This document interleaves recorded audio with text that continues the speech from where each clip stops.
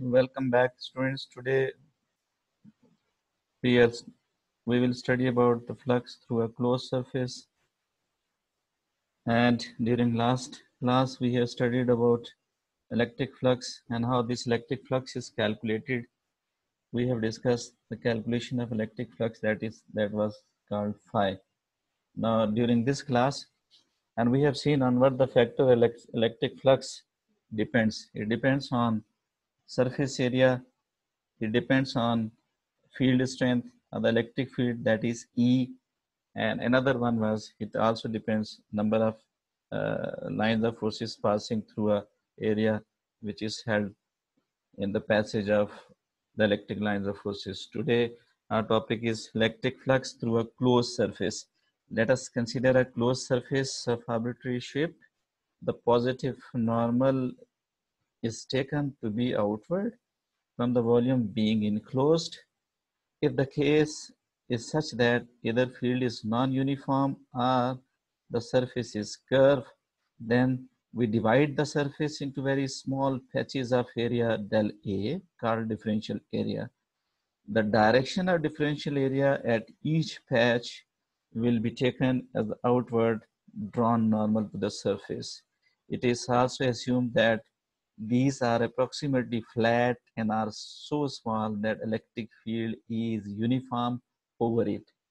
For one of these small patches of area, electric field is defined by relation. We are moving towards a mathematical relation to define. But till now, we have discussed that, which I have already discussed that take a balloon and before filling balloon, if you fill up, if you draw one inch square inch area at the surface of the balloon, then you start filling air inside that balloon. You will see that the balloon surface is moving outward direction.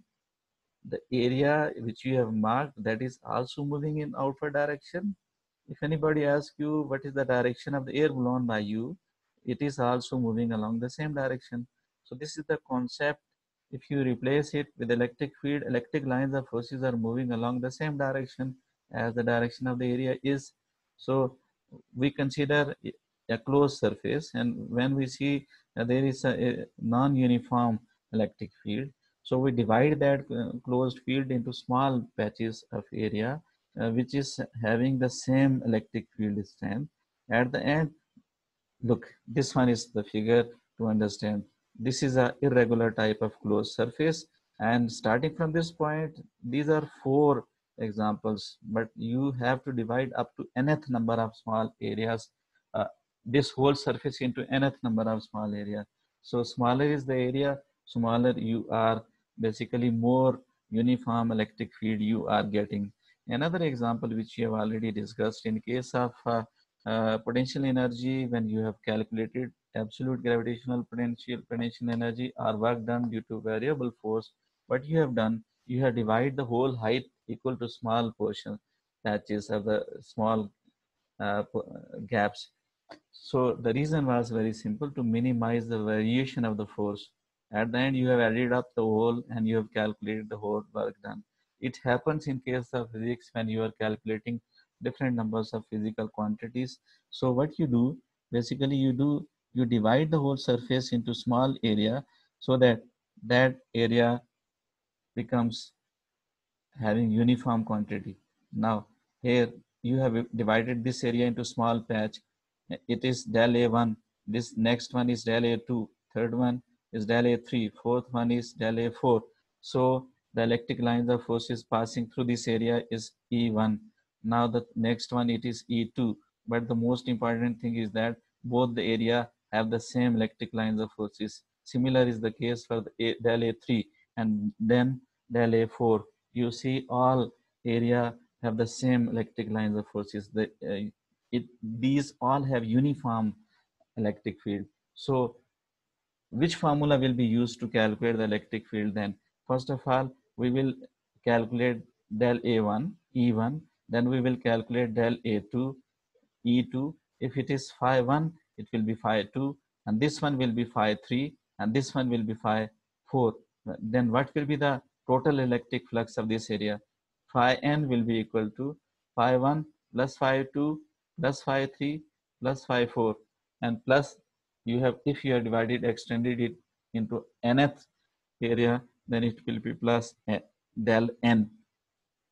So you will add up the flux of all through the all area. You will be calculating flux through a closed surface. This is the most easier procedure to follow, and it's more easier to understand as well. So let's move. If you look at this one is electric flux. Formula to calculate electric flux is E dot LA, and you have replaced this dot sign with cosine cos theta, that is the EA cos theta.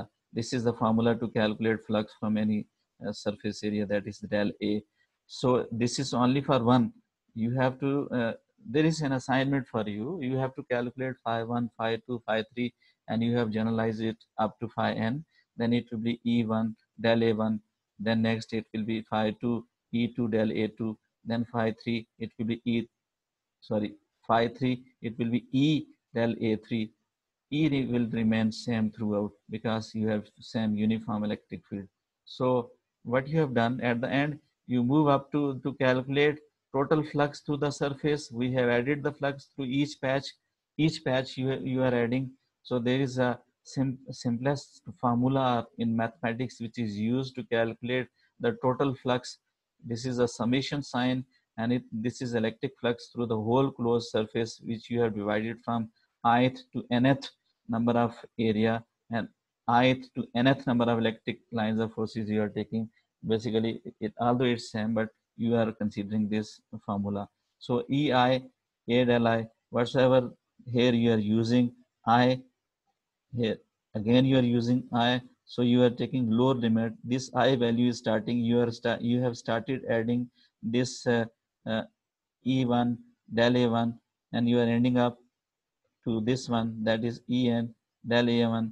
So this is the total flux through a closed surface. What you have done, basically you calculate electric flux due to area del A1, then you calculate due to del A2, then you calculate due to del A3, and dash up to del An. Finally, when you are supposed to calculate the electric flux through the whole closed surface, so you are adding up all flux due to all surface areas, and at the end you use a limit. You use the limit to represent the whole area of that surface. In case of closed surface, the electric flux may be positive. So what will happen when it will be positive, and when it will be negative, when it will be zero? Let's study more.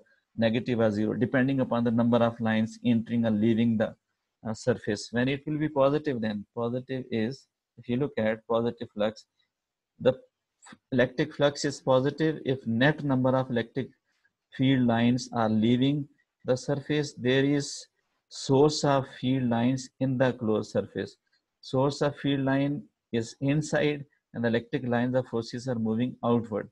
If these are moving in outward direction, then this type of electric flux will be taken as positive. But if, when it will be negative, the electric line flux is negative if net number of electric field lines are entering the closed surface, or field lines are entering then leaving. First they enter and then leave. So that is the sink. That is the sink of field lines in a closed surface. Here, these are entering. Here, these are moving inside, and then they are leaving outside. So this is the concept of negative, positive, negative, and zero flux. If now the zero is that the electric flux is zero if numbers of field lines entering are equal to field lines that are leaving. Number of field lines that enter and the number of field lines that leave the surface, this represents the zero electric flux, nor sink within closed surface. So this was the concept of electric flux due to closed surface. This is a closed surface. What you have done, you have divided the whole closed surface into nth number of areas, small patch of areas, and then you have taken electric flux, electric intensity through each area. At the end, you have calculated electric flux through all areas, phi 1, phi 2, phi 3, phi 4, and up to phi n. Finally, you have added all electric flux due to all areas and electric lines of forces. You add up all the electric flux and by using mathematical techniques, you have added all flux through the closed surface, and this is the technique to calculate the flux through a closed surface. It's very important to understand, because if you have concept of calculating the electric flux through a closed surface, it will be more easier during the next lecture, that is Gauss's law, and you will understand how to calculate the electric flux in case of a closed surface. With this, we end up our class. Hope you people have understood. Thank you very much for your patience.